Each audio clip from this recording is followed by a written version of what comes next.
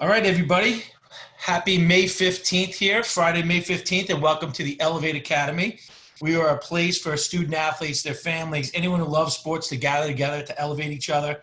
We bring you some of the best coaches, athletes, business executives, influencers, and innovators who can all help you be the best that you can be in everything that you do. Our goal is to focus on the complete person, mind, body, game, and life. So buckle up, everyone, and let's elevate. Today we have on the show Tom Scott. Tom is a classmate of mine from class of 1989 from Brown University, who's a four-year football star at Brown. And he's coming to you today from LSU campus down in beautiful Baton Rouge. And he's literally, what you're looking at behind him is the LSU Tiger Walk. Now, Tom, is there really a tiger back there? Yeah. Yeah, so they have a tiger back here. It's lying down over there. It's crazy. I mean, first of all, Dave didn't just exaggerate just now. He kind of lied just now when he was describing my football career, but that's okay. The idea that we would get this much enthusiasm for sports at Brown, I wish we could get it, but this place is beautiful. The Tiger Stadium's right here. The Pete Maravich Basketball Center is, 50 yards that way. Incredible place. Well, it's funny you say that about Pete, because my mom, who's 93 years old, still with us today, she's a huge sports fan. And we were watching basketball together, and she comes out of nowhere and she says, "This is my mom, Flo." We all call her Flo, and Flo is just a character. And she goes, "Oh my God, these guys today in the NBA, if Pete Maravich could carry the ball like they did, that's just palming the ball. They all carry it. If Pete Maravich did it, he would have scored 60 points a game."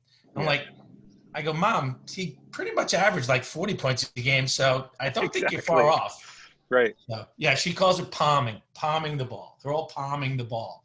So let me give everyone just a quick overview of Tom. Tom is an American entrepreneur. He's best known as the CEO and co-founder of Nantucket Nectars.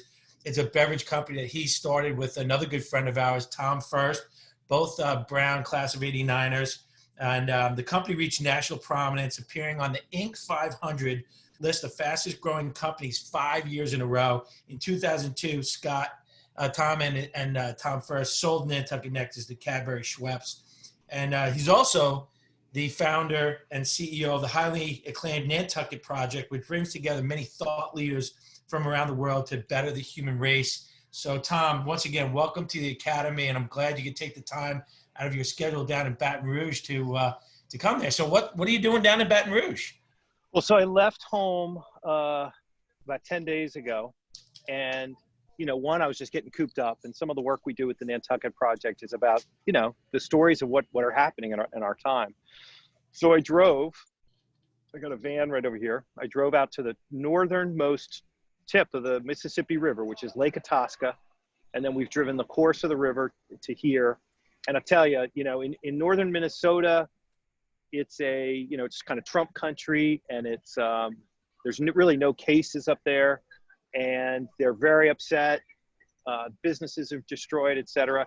And as you come down the river, you get these different mixes of here at Baton Rouge, it's a real problem. When I was in Memphis yesterday, that's a place that's really struggling. But just to sort of get out and actually see what's going on. And I have to say, it's, you see these incredible heroes, really, some amazing people. But you also see a lot of bad stuff. I mean, we're in a tough way. It's a real thing. And it's just been it's a learning thing. I don't have much to give, but man, have I taken a lot just hearing a lot of the things people have shared. Yeah, I mean, it's funny, you're watching the Portnoy, the founder of Barstool Sports, he's been in the news all last night because he's coming out and saying, everyone was talking about all the business leaders and all of the government officials. Everyone was saying, we got to flatten the curve. We got to flatten the curve. We got to flatten the curve. And now in a lot of areas, like where we are in New York, where not only is the curve flattened, but we've seen decreases steadily going down. But, even in my business is completely shut down. It's been shut down, now for, 2.5 months, and we're completely shut down. We can't, be on the field with our kids. We can't do any of those things. And it's very hard. So as a business owner, I'm looking at it. I'm seeing my neighbors who are business owners, and, we're all struggling right now. And this is a hard time. So it's kind of interesting that, you're on the road and you're seeing it firsthand. People are saying, when can we open up the businesses? And it's really hard. I look at it, some of the government officials, and I'm in New York and I'm listening to Cuomo talking about it. And the thing that's really hard is, we've been at this for 10 plus years, and we're watching this thing. And it's like, and I'm seeing businesses that are shuttering their doors, Yeah. and iconic businesses. Louisville Slugger, been around since 1800, done, shut their doors. Louisville Slugger. It's like an iconic brand, an iconic American brand, and they're done. Yeah. Scary. Yeah, it is. I mean, so as I was saying, there's as much anger. So there's Trump anger, like Memphis, a lot of Trump anger. Dubuque, Iowa, basket of deplorables anger, right? It's both sides. And there's a variety of things behind it, but the one thing they share, and this woman I spoke to in northern Minnesota, 28 years running a restaurant, she thinks she's going to shut it down. It's her life, The whole life. It's sad as hell. It's sad as hell. It's really, and I think, look, if you're in business, you understand cash flow is everything. Yeah. Cash flow is everything. And like you, Dave, no one's sending me checks right now, right? Like our business, like businesses like ours, there are some fortunate businesses that they're the way they're set up, they're less impacted by this. But cash flow can happen fast. And I think, what a lot of people don't realize, we had Danny Meyer on our show last week. He's owns founded a bunch of restaurants, but including Shake Shack. He needs 80% capacity to make a penny. Once you're at 79 and below, you're just throwing money away. Yeah. To get to 80, I mean, we're nowhere near that. They could open every door tomorrow, and places like restaurants aren't going to get near 80. Yep. So the situation is very difficult. And I think that there's a sense of exasperation. And the thing that probably upsets me the most is that we're really not in it together. I mean, there really are these two camps that do not like each other right now. It's tough. I'd like to be more optimistic on that one, but that one kind of hurts. Yeah, no, well, the interesting thing too is I want to talk a little bit about, how you got your start as an entrepreneur.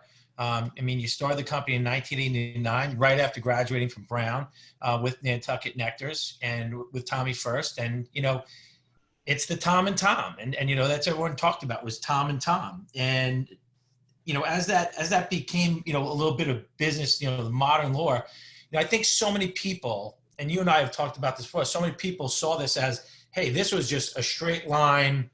They just took off, started here and just went straight up. And that's not what happened. Right. And, most entrepreneurial success stories, there's ups, there's downs, and there's really hard parts. What was some of the hardest parts for you in starting Nantucket Nectars and getting it to where you were able to sell it to a huge global conglomerate like Cadbury Schweppes? Yeah, the analogy I used to use a lot, I still would use it, is we were like Tom and Huck. And it's an adventure. And when you're going down that river, which ironically I was in Hannibal, Missouri 2 days ago, which is the home of Tom and Huck. And I drove the whole course of the river. So now I've actually seen the river that I always refer to, but you just don't know what's coming around the next curve. And I have to say that, I think about Tom first. He and I sort of ended up in business together. We were painting houses. We were running a boat business. We had done all these different things. And one of the gifts that I had is it's really a big deal when you have a passionate, capable partner at your side. Like, it's a huge deal. And it's all here and here, right? Yeah. Right. Like, the hard thing means so much. And most of the time you don't know what you're doing. Like, most of the time you can't sort of take in all the information that's necessary, analyze the information, then enact the information to do what you got to do. So you have to, I love the analogies of like launch the rocket, build the rocket. Like, that's how it goes. And so what holds it all together, it's a silly old word that we hear all the time, but it really is passion. It's just frickin' love of what you are doing and a real desire to just sort of put it out there and learn how to sleep knowing the world could end tomorrow. Because at some point you got to sleep, right? And the stress is high. But look, there was a variety of times. I'll never forget. I was helping a friend produce a movie. I was on the set. It's just a hand. And at the time we were having these green things grow in our bottles, and it would make the bottles explode. And so I'm on the set, like in rural Connecticut, and I go into the store and I see our stuff and I see the freaking green thing in the bottle. Okay. I'm seeing my own product go bad on this person's shelf. They're not even aware of it, that it's going bad. And by the way, when it keeps going, the bottles explode. I mean, it gets that bad. Those kind of things happen way more than anybody wants to know. Yeah. Way more than anyone wants to know. And, you know, you have to learn, like, what do I know about pasteurization? You know, like I remember, you know, if you have to heat it to a certain temperature for a certain amount of time, cool it right down, put it in a bottle, bacteria-free environment. I didn't study any of that. I didn't know any of that. Neither one of us knew any of that stuff. How do you learn it? You learn it by caring. Caring is everything. You know, and if you have a gift of sort of, which by the way, I think most of us can. It's not easy to say. I mean, it's easy to say, not easy to do. If you can love what you do, you're going to figure it out.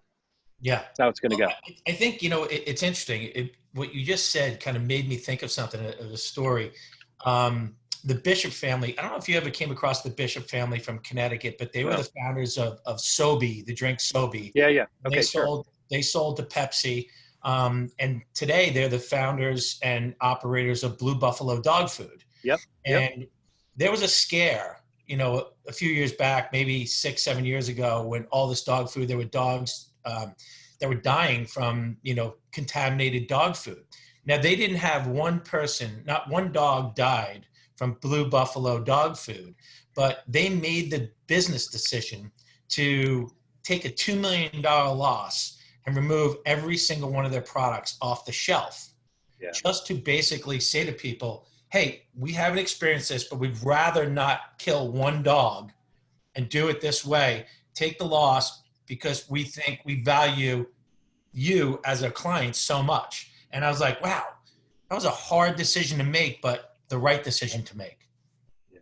Yeah. I mean, those, once again, it's cash flow. You know, right now our payday is Friday, every Friday. I think back in the day, it was always every 2 weeks. I think I used to be at Nantucket Nectars. I'm pretty sure we did it every 2 weeks. Well, that clock starts ticking. You know, it's going to be Friday again, and you're going to have to transfer that money to all the people you work with. That reality is so real. It's so definitive.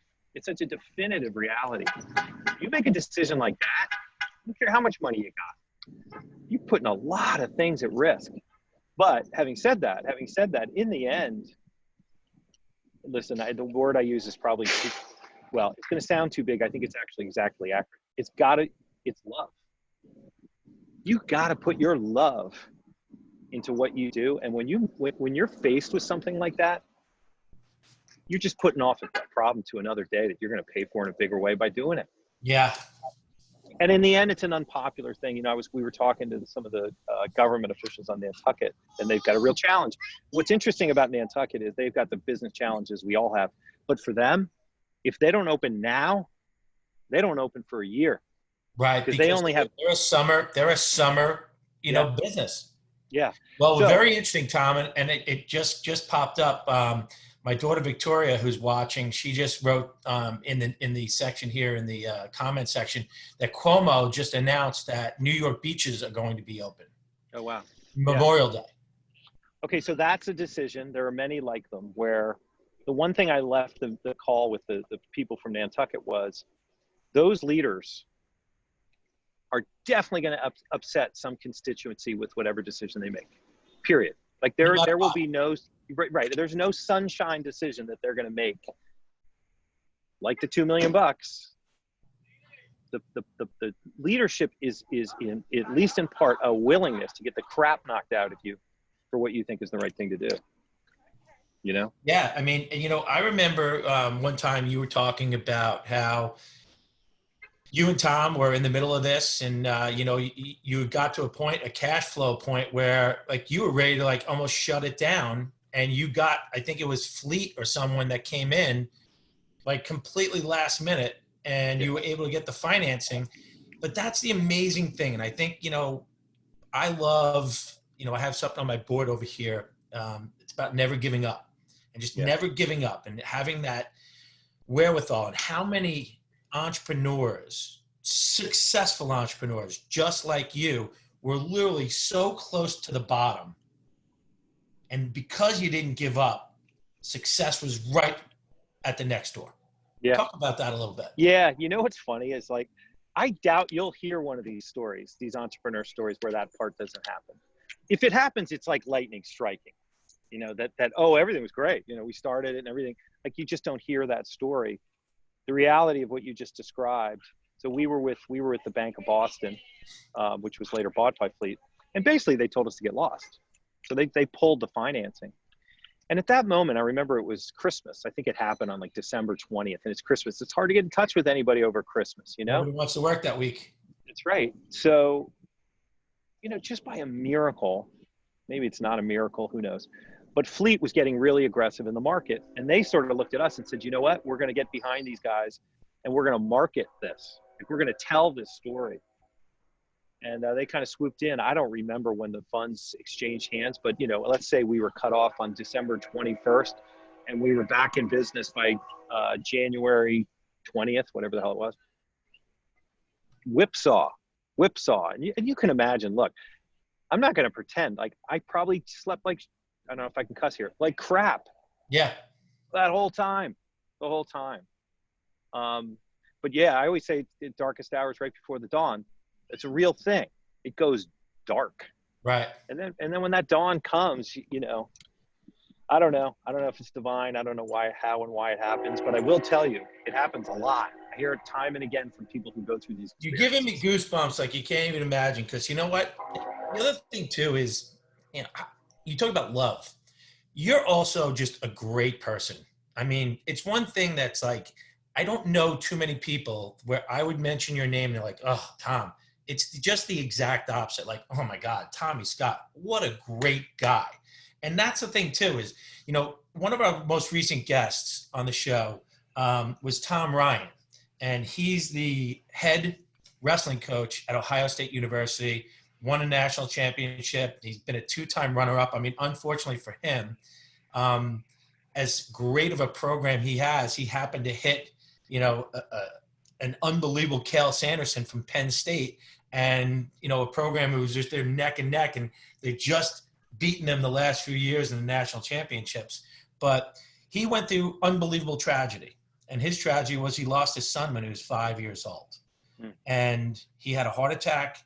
He was at Hofstra as the head wrestling coach. A door opened. He went to Ohio State, and he basically talked on the show how everything starts with love. Everything. One of his captains this year said, how can you describe Tom's coaching style? And he said, love. Wow. Love. Yeah. You know, it's funny because I read a lot. I've been reading Zen and the Art of Motorcycle Maintenance for the 4th time on this trip, and it gets into this topic. And, you know, it's a kind of word where there's something sweet about it, right? And you think like, oh, it's sweet, it's being nice. It actually is a force that is outrageously strong. I mean, go walk near a goose when the child's around. That goose is going to, right? Rest of the time, that goose is heading for the hills, right? That goose is taking off if you show up. But all of a sudden, this goose is ready to go to frickin' war with you over the love, right? So that thing that you're talking about, unfortunately, you know, like the definition of addiction is when you start replacing love, like with ego or with greed, right? Like all those other things that start to motivate you and pull you away from that care, right? And look, I appreciate some of the comments you made. I'm sure there are a lot of people who know me would roll their eyes at what you just said. But and my point is, I get lost. We got lost at Nantucket Nectars. We got lost on, you know, we get cheap, or we cut a corner, or, you know, and because those things happen at certain times. One of the reasons you stop cutting corners is because you cut corners and you pay the price, and you know how freaking bad it is. But I think if people actually took the time to consider the literal truth of the power of love, like, take advantage of it. What a great source of energy to go through your life with, or to dedicate yourself, you know, a sport to. Absolutely. It means everything.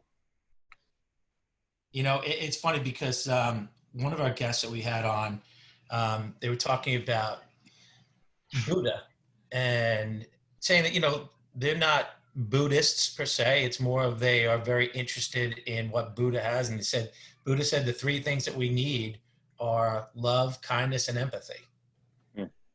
Yeah. You know, Well, I'm gonna take Buddha's advice. It's pretty good. well, okay. And what I would suggest, there was a woman the other day. So I was with a woman. She's in Pottstown, Pennsylvania. She runs the Y down there. And the long story short is Pottstown school system was closed for 2 months. And I don't mean distance learning. I mean closed. Nothing, nada. There's no Right. money down there. And it just completely disrupted the community. Completely, right? So what does she do? She runs the YW down there. They do all these programs. She has 74 employees. She has to flip her program into feeding people by cooking food, packaging food, distributing food. That's just one of the things. She didn't know anything about that. She Right. doesn't know anything about what I just said. Now, all the while, her revenues, like a lot of us, completely disappear. So she has to solve that problem too. So we're on the call and I'm talking to her. I said, like, how do you do this? And she's like, Tom, when I get out of bed every morning, I think about the people I'm going to serve. I put them first and it tells me the answers. Now, here's the thing. We've all heard put people first before. She frickin' means it. She's going to practice it that day. She's not messing around. So what you just said, I don't remember what the empathy, kindness, love. They're being literal. They're actually saying 1, 2, 3. Like if you, cash flow is 4 or whatever the next one is. Marketing is 4. Tactics are 4. Start with those 1, 2, 3. Man, if we could just take that kind of advice. I know as a younger person in particular, I just sort of, you're just being cute, you know, but it's just, it means so much. Well, let me kind of flip it here a little bit. And you know, obviously, you were an athlete at Brown. You know, played football, but growing up, you played multiple sports. You know, what other sports did you play growing up? So I played football, basketball, and baseball as a kid. And then my school, Landon, is a really big lacrosse school. And Huge as a lacrosse. yeah. And then we had just this storied coach who retired a year or two or a couple years ago. Amazing guy. And so I gave up baseball my sophomore year and went and played lacrosse. And, you know, as you can imagine, you're way behind and your stick work's way behind and all that. But so my sophomore, junior, senior year, I played lacrosse. So my senior year, I played football, basketball, and lacrosse. And, you know, it's amazing. You think of those days because I have kids, you know, we all, and, you know, you put that football away on November 16th, right? Yeah. You're not going to see that thing until the summer. But it was a way of life, right? And it was, you know, there's no football in particular for me. When I think of, you know, what taught me the most as a young person, it was football. Just because football is, you know, you have 11 people. It's so tactically complex. It's also I can, you know, more than anything I've ever done in my life. You run down on the opening kickoff. I couldn't tell you what happened that whole time. There is no other thing on earth except for what's happening on that field during those few hours, you know. And then, you know, it's like daylight, right? In business, it's so important to find daylight. How do you find daylight? Well, you don't sit around and think about it. You smell it and you run towards it. And as it opens, you keep going at it and you go freaking aggressively at it. Like, don't walk at that daylight, sprint at that daylight. Don't go towards that other guy thinking, oh my God, he might hurt me. Think, I'm going to be on the other side of that guy in a minute, right? Right. Unbelievable experience. Like, Well, what it's an funny, you know, experience. talk about what a lot of people don't realize is that when we attended Brown back in the day, you weren't allowed to play varsity as a freshman. You had to be Right. on a freshman Yep. football team. Yep. And we had a brand new head coach on varsity who had come in from Penn State. And most of the other teams that we were playing against, they ran their freshman team as a separate team. It was completely separate. They had their own separate practices. We were the scout team for varsity.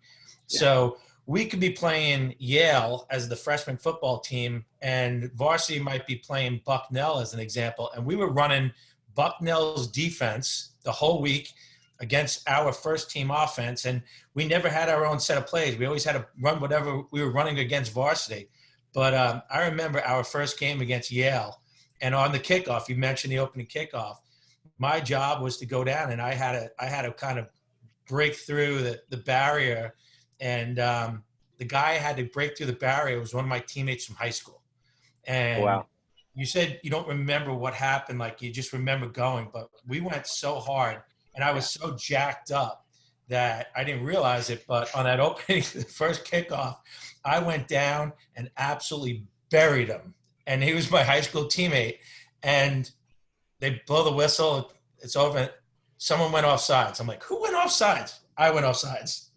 I went off sides. We had to re-kick it again. We re-kicked it again, and I absolutely blew him up again. And after the game, the front of his face mask had a little dent in it, and he came up to me. He's like, "What was that about?" He's like, "It looked like he wanted to kill me." I'm like, "I don't know. Just playing." You know, it's funny. I got a story for that game too, because I was playing outside linebacker, and the pulling guard comes around, and I go to sort of, in those days you did everything with your head, right? Like none of this, like the helmet is the weapon. And I went right at him with my head, and it snapped my face mask, like the two plastic things here, and it slammed into my face. So I go to the coach. I'm like, dude, I got to get out. And he's like, stay in there. He's yelling at me. He's like, all right. So I go back in, and my face mask is dangling. Next play, same thing. And I went up to put my hand up, and I'll never forget, like it smashed in and smashed into my face. And it was, it was like, welcome to college football. I mean, it's like, there's no light hitting at any time during those games. I mean, even at Brown, right? I'm sure people thinking like, oh, Brown, but no, these are like big, strong guys coming your way. Oh yeah. Well, just another, because we could reminisce about these stories, but the funniest thing is we always said, Ivy League football was really good football, and like the big difference was, it wasn't like we didn't have these giant players. I mean, we had John Madden, son, and Joe was, 6'4", 300 pounds, but it was the speed and the strength and everything. But I remember the first time we put on the pads, we were doing a drill, and our varsity running back at the time was a guy by the name of Jamie Potkel. And Jamie was this little guy. I mean, he might have been 5'6" at the time. And I don't know if he was, 165 pounds. And as he was coming through the hole and I'm coming in to hit him, I kind of laid up a little bit because I was like, man, I'm going to wreck this guy. And he put his helmet into my chest, and he had the ball. And the next thing I know, I was flat on my back. And the coach came up to me and said, what was that? And I said, I hesitated. And he goes, don't. He's the strongest guy in the weight room. He benches 405 pounds. He's going to bury you. And I'm like, he just did. Yeah, Jeff Watts was one of the first guys I saw walking out the first day. Remember how ripped that guy was? Jacked. Yeah. It's too funny. My God. Too funny. But you were talking about how much football and sports meant to you. How much of an impact did that have on you in business? It's the thing I say to my kids all the time. I said, they're your greatest joy in life. I do this at work a lot. I use Serena Williams. Your greatest joy in life will be when you've left everything on the field. In anything, and I'm using it figuratively. But I always say, if you look at Serena, that killer look she gets, like just that look of like, I am so into this point. There's a joy in that I think is so outrageous. But that's a choice. And what I mean by that is, like go look at any practice. Yeah, there's goofing around sometimes, but generally everyone's got a very stern look on their face through the whole practice. And in a game, for a minute after a touchdown or something, you might jump up and down or something. But by and large, you got an all business look on your face the whole time. That level of care is life's gift. Yeah. Right. And so if you're phoning it in a job or even a field of study, let's say what you want to major in, you're in the wrong place. You're in the wrong place. And that's one of the things that I always think about is, you can sniff it. You can sniff it when you're like, I don't really like this. Yeah. I'm just doing this for some other reason. Now that's the emotional side, the tactical side too. I mean, because one of the things you learn in football and in many sports, most sports, maybe all sports, it's uncontrolled situations, right? You set out with a plan, and invariably the plan, sometimes it's going to work. Very often, maybe most often, it's not going to work. But those plans matter, and that feeling matters. That idea of our coach really did this well. There's only one game. It's the next game. There is no game after the next game, and that level of focus, that level of commitment, that ability to have those tactics, look for the daylight, and then reorganize if something goes wrong. There's no other place I would have learned that. I don't know if they even teach that in school, right? Yeah, no. But on the athletic field, my God. Well, it's funny. You're talking about athletics. I coach all girls. So all girls lacrosse. It's, it was funny. One of my good friends, contacted me yesterday. He's like, Dave, how come you're not doing boys? And I'm like, I have 3 daughters. We wanted to have a special program just for girls to empower them. Our program is so much more than just lacrosse. It's about leadership and development. And I'll give a shout out. One of my kids, Caroline Kiernan, just posted something today about Caroline. She was a 2-time captain at George Washington, and she just got an unbelievable award from George Washington University upon graduation. And it's really all about her leadership, and that's what we're promoting is that leadership and instilling these lifelong lessons that you're going to learn on the field: commitment, grit, hard work, never giving up, being on time, all these things that you're learning on the field that translate into every aspect of your life. Yeah. I think about, so I have a niece, she was the captain of Staples in Westport. She's the captain of the lacrosse team there. I have another, and she's a senior, right? Now there's a lot of bad things going on in the world right now. And I don't know how you rank them from beginning to end, but at a minimum, I got to believe that situation for a lot of these senior high school athletes has got to be very difficult. I guess you're seeing a lot of that, I guess. Yeah. Yeah. Well, I mean, this coming Monday on the 18th, I'm going around. I have 8 seniors on my team, and I'm going to every one of their houses on Monday to deliver them their lawn sign, take some pictures with them, and, just let them know how much we appreciate them because, they're missing out on prom. They're missing out, and these kids specifically, the football players, they had their season. The wrestlers, the basketball players, they had their season. They didn't have their senior season. And, especially for my kids, we were coming off a state championship last year, and these kids wanted to come back and repeat. They wanted to win another state championship. And we didn't get to play game 1. And that's really hard for them. And, but I got to tell you, what a resilient group of kids we have. And all the kids that I coach, it's not just my high school kids, but it's all my club kids. And it's hard for them. But, this is one of those life lessons as well. And it's something the level of I have another set of nieces. One of them won the state championship in New Jersey for Summit. Sure. Summit, New Jersey. Program. Yeah. And then another niece who also went to Summit, who now plays at Gettysburg. And you talk about intensity. I go to those games, like, love it. Yeah. All out, right? And great to watch. It's a great sport to watch. I didn't know much about women's lacrosse really until my nieces did it. I just never really knew much about it.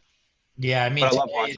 Today it's one of the best games to me to watch. The physicality, the athleticism, it's off the charts. And, especially, and also, all the girls, but luckily, I feel really bad. Like this past Saturday, we had a virtual senior day for all the girls on my daughter's team at UNC.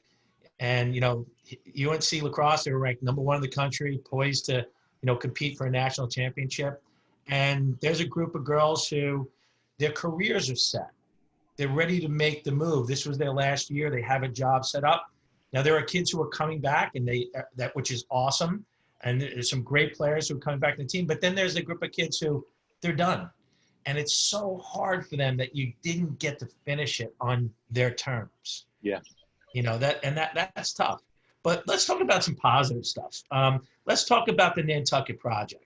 Let everyone know, what is the Nantucket Project? How did you come up with this concept? And, what are some of the things that you guys are doing right now? Yeah.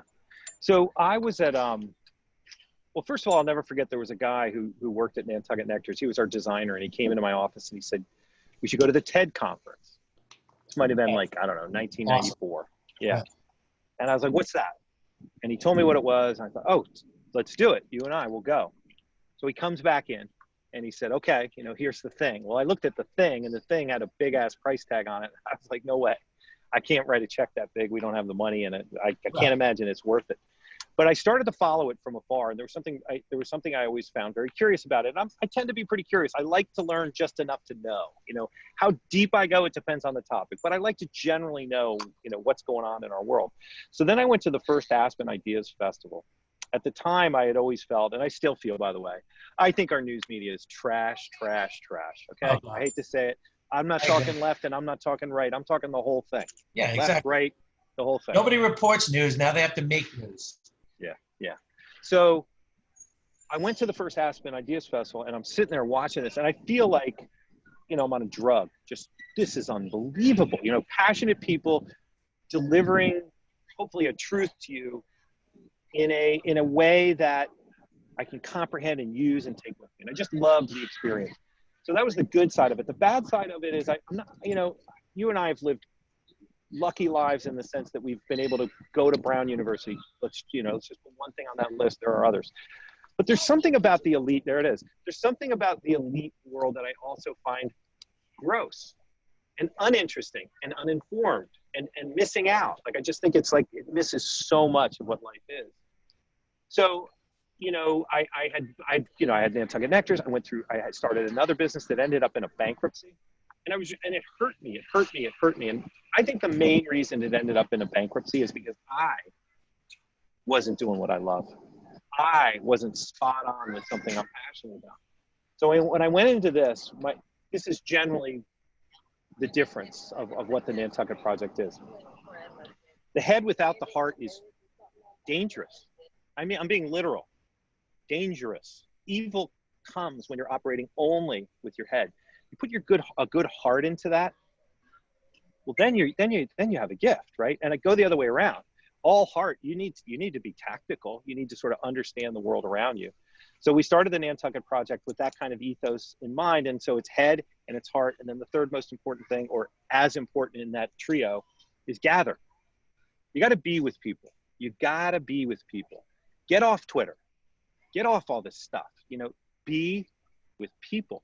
And the things that come out of that are just magical. So just before I got on this call, we have what we call the keepers. They're community leaders all over the country. And we were talking, we were having a conversation, you know, people really struggling with real things. And what happened was we would do these live events, and then eventually people kept saying, will you come to my house and show us what it is? Show people. And about 3 or 4 years ago, I went to someone's house and I showed them 25 minutes of like a package of our films. We make all these different films as well. So think of TED plus films and these events all over the country. And so I showed it in her house, and it ended. And I thought they'd say, how much is a ticket and how can I go or whatever. And there's a woman crying, and she says, I don't have meaningful conversations anymore. And they just talked for 3 hours. I was like, wow, that was something. So I said to the woman, I said, can you invite a different set of friends over, and I'll bring a different set of stories, and let's see what happens. So she did it again, same exact outcome. So now the Nantucket Project, the Neighborhood Project, is in homes all over the country. Once a month, we send them a package. They watch films, they have conversations, and it's this community building thing that's just been so beautiful. And that's why I had to get out of my house. Say again? Hashtag neighborhood? Yes, exactly. So that became, all of a sudden we've built this big community of people who are into these things. The relationship between the head and the heart and gather, and sort of what it gives to your life. And well, I know you and I have talked about this, but you invited me to the Nantucket Project a couple of years ago, and I had the opportunity to go there in person and to kind of see what it was, and to say I was blown away, and to say that it was a spiritual event for me, and the people that really meant everything to me were, I remember crying my eyes out listening to the woman who wrote, From Homeless to Harvard. Yeah. And listening to her story reverberated so much of my childhood.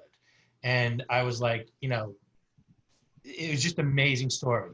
The first time I ever in my life meditated, I meditated with, why am I drawing a blank? Deepak Chopra. Yeah.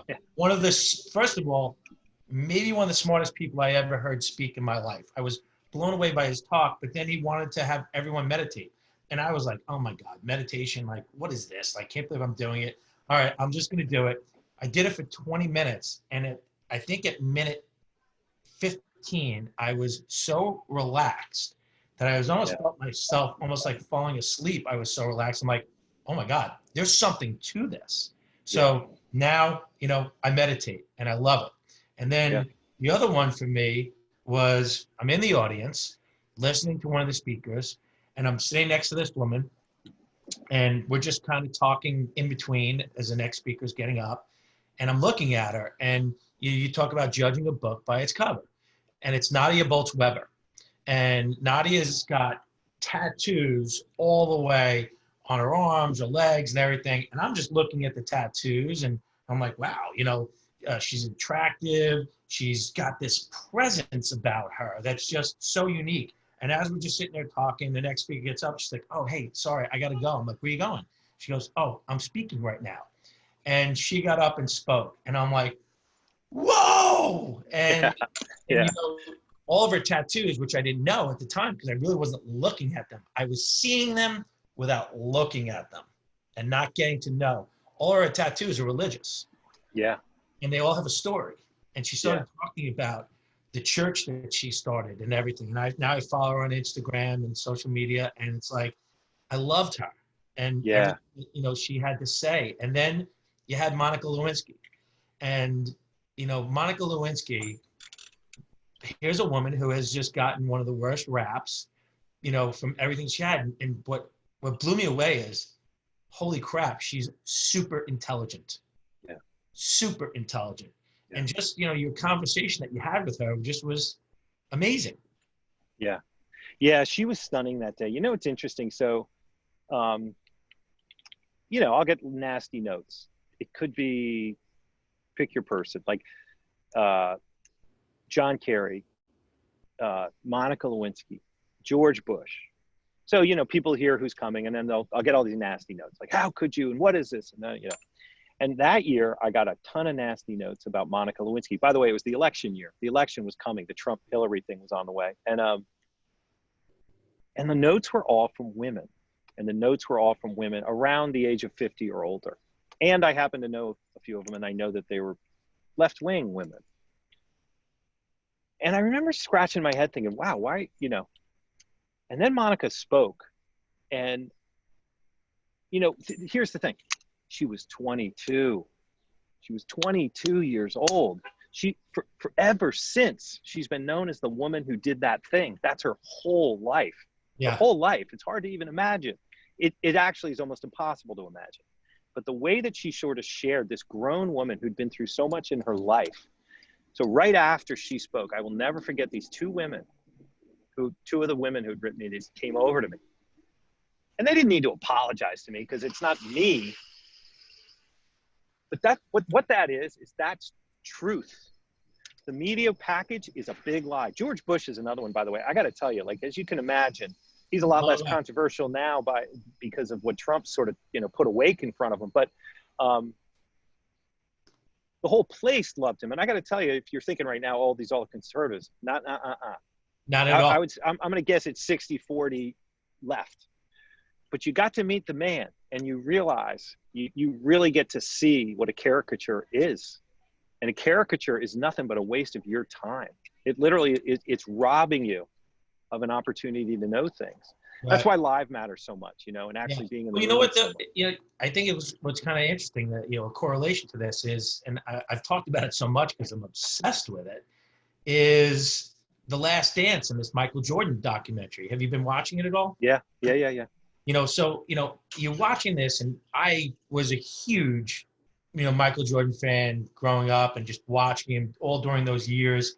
Got to go see him play Knicks Bulls playoff game in Chicago, where Patrick Ewing and the Knicks beat Jordan in Chicago. And I was there for that. And, wow. Just epic. Talk about epic day. I went to see the Mets play the Cubs that day early on. Then went to the Knicks Bulls game that night. Had no plans on it. I scalped tickets that night. I scalped tickets, and we went to watch the game. It was just unbelievable. But you're seeing the inner side of Jordan. That's just, to me, it's like every athlete needs to watch this. Yeah. And he was tough on his teammates, but he wanted to win so badly, and that's what his goal was. And it's amazing. He loved it. Yeah, it's really beautiful. I agree with that. And because I've been watching it with my older son's a basketball player. And think of the beauty of the fact. And by the way, so for a long time, it was how much better LeBron was than Michael. And I'm like, right. You've never seen Michael play. Like, you have no idea what you're talking about. Exactly. Well, now he doesn't. Because of this documentary, he doesn't think that anymore. But think of the beauty of the fact that the greatest, maybe greatest athlete ever, but greatest basketball player ever, was the hardest working one ever. You can't pull those two things apart. No. Like, those things are inextricably linked. Well, it's funny. I always say one of my favorite quotes of all times is, hard work beats talent when talent doesn't work hard.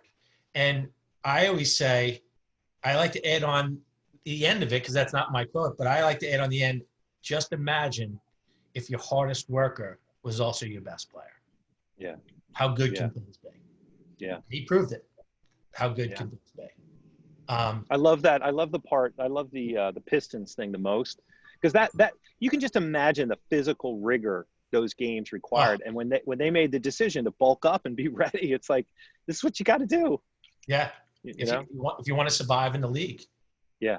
It's phenomenal. But, it's funny. You're talking about all these, there's so many things that you're saying that just makes me think of things. We had Ross Greenberg on, a few weeks ago, and he wasn't able to announce it then. He had told me off air, but Netflix had just picked up his new movie, The Girls of Summer, which is the 1999 women's soccer team.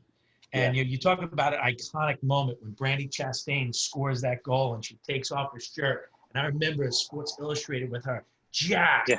And, just and you're like, holy cow. Like, I can't wait to watch that. I can't wait to see that. And but that's what sports can do. It's that storytelling. And what's interesting is you're doing it with the Nantucket Project, because those same raw emotions that I have when I'm watching that, I'm having those same emotions sitting, listening to the speakers that you had at the Nantucket Project, who literally just blew my mind. Yeah. Made me want to do things differently, made me want to be better. Yeah. Yeah. No, it's the thing I think about, so I went to Yale just a few years ago to get a master's, and it's pretty obvious who the athletes are. And I don't know if it was as obvious when we were there, but as a grown-up, you're like, that's an athlete. That's an athlete. You can tell, walking around campus. And, there's something which I would never have recognized as a kid, but the art of athletics, like the artistic expression, the expression of love, the expression of passion, the expression of, it's so simple in football. There's a line down there you got to cross. That's it. Stay within these lines, get across that line. That's what you got to do. What's in between? Michelangelo, an incredible work of human art. Like, it's just an amazing thing to experience. And to your point, when they're good, and they're not always good, but when you meet a person who's been on a journey, the other great thing about sports is it's the definition of nuance, because there's no repeats. Every game is different. And you meet a person whose story is different, and they're able to sort of deliver it to you in a way that ignites the thing you're talking about, right? That thing in your heart. It's an incredible work of art. So when I would see these kids, because like at Ivy League schools, athletes, they're not living it like these guys, right? The whole campus does not worship you as an Ivy League athlete, and many people look down their nose at you as an Ivy League athlete. And I think they're missing the art of these people. I think they're missing sort of what these people bring to life and what they're getting to experience in their lives in a way that's really special.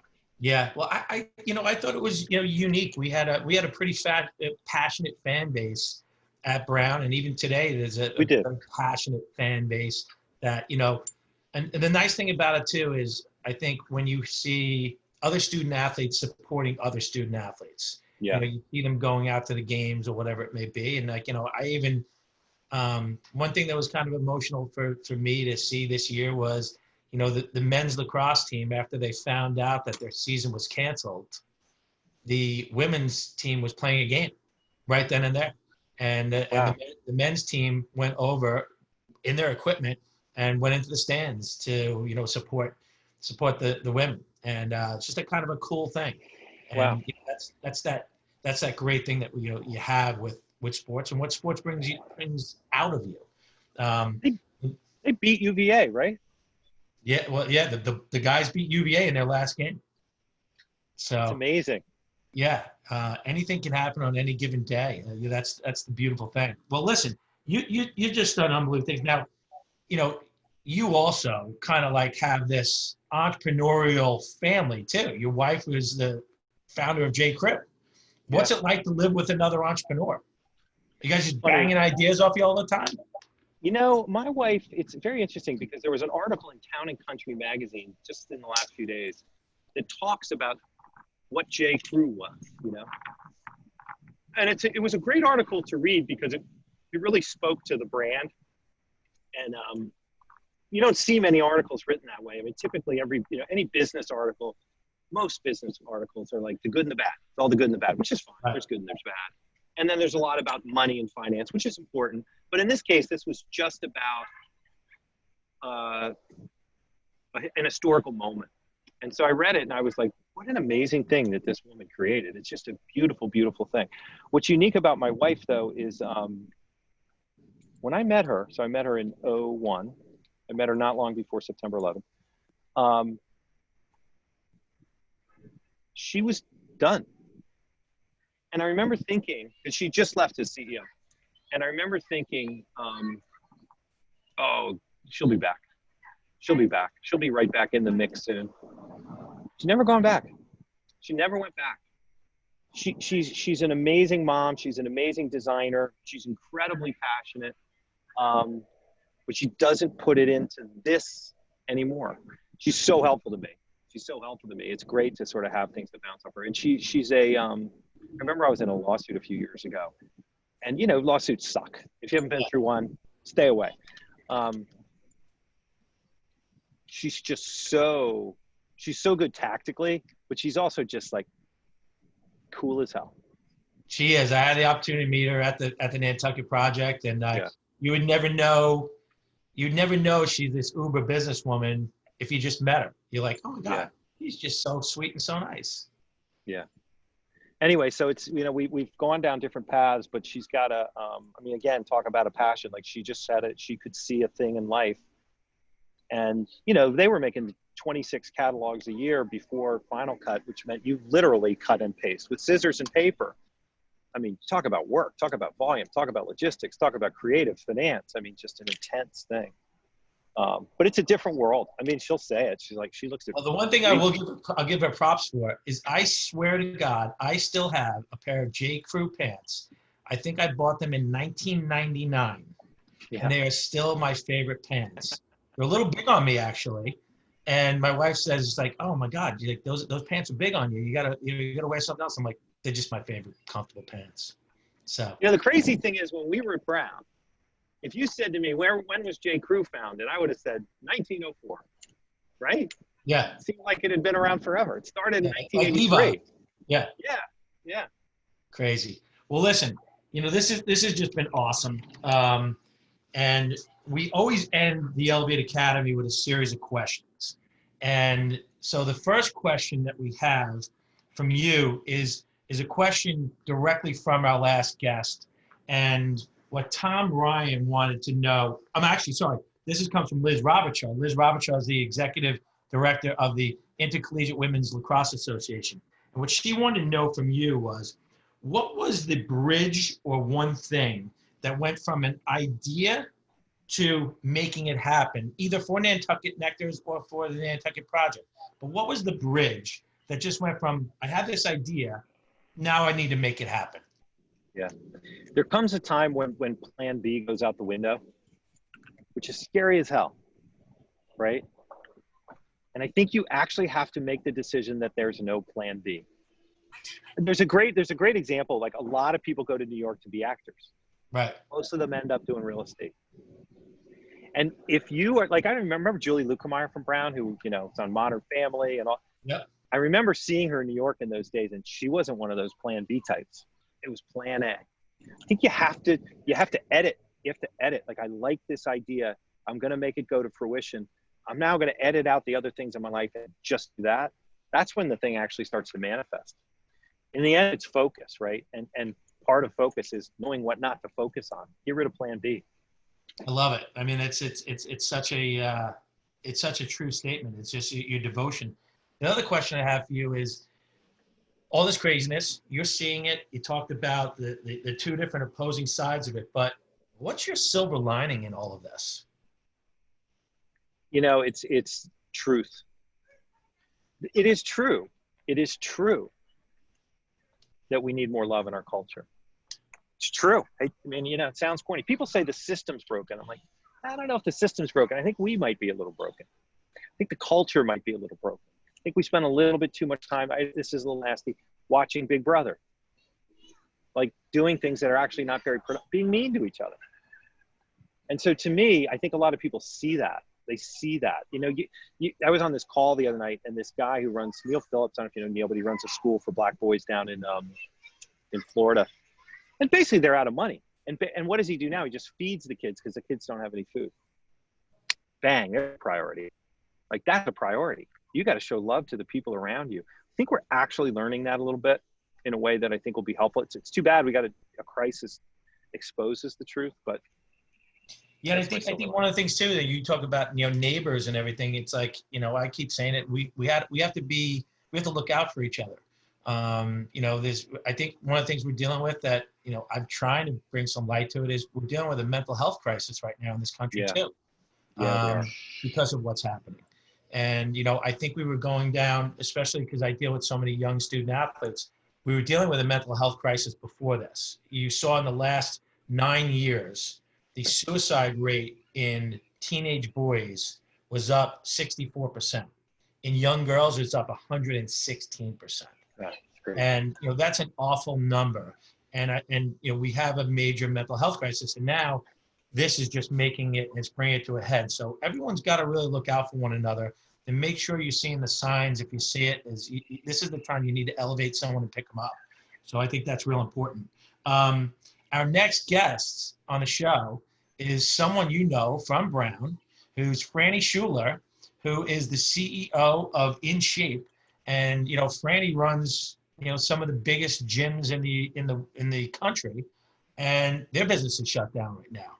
So she's going through a traumatic time as the CEO of In Shape. And, you know, she's going to come on and talk about some of the things that they're doing and how she's showing leadership. And everywhere she's been a great leader. But what's your question for Franny? I know a little bit about Fran's life now. By the way, when I walked out on the field and I saw Jeff Watson, saw how gigantic he was, I also saw Fran. Fran is a woman, by the way. Fran was the manager, right, of the football team. Yeah. You know, what I would love to know is I do CrossFit, and I miss it like hell. And the thing I miss the most is the community, the people. Yeah, she's been talking about that a lot. Yeah. So community in physical health. Like, let me be specific. What role does a practice of community fit within physical fitness? You know, like a team, you take it for granted. As you get older, what I have found, the best thing I did is I found a community to get in shape with. And I'd love to know how she views that role. Yeah, I mean, that's an awesome question.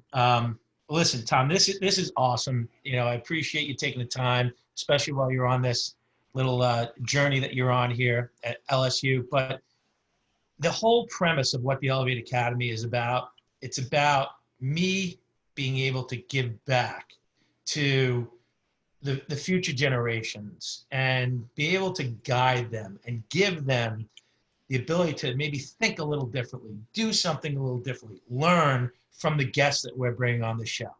So with that being said, always our last question is, what's the best piece of advice you've ever gotten, and who gave it to you? Yeah. Sorry that my answer is going to be a bit of a repeat. Okay. It's there's a guy named Slow-Mo. Google it, Slomo. It's a movie about him. The movie is about doing what you love. It's a weird movie. It's a short movie, short film. It's like 12 minutes long. Know what it means to love something. Do that. Know what it means. It's around you all the time. You know what it often means? It's the thing you're afraid of. I'd love to do that, but I'm afraid of it. You might love that thing. That's what that fear might be telling you. Learn to identify what you love and do that. Well, listen, it's for the longest time, you know, I sat here and was trying to figure out, what did God put me on this earth to do? What was I supposed to do? And I had a mentor who was a former client of mine when I was at Merrill Lynch who said, you're not following the signs. he's showing you the signs and you're not paying attention.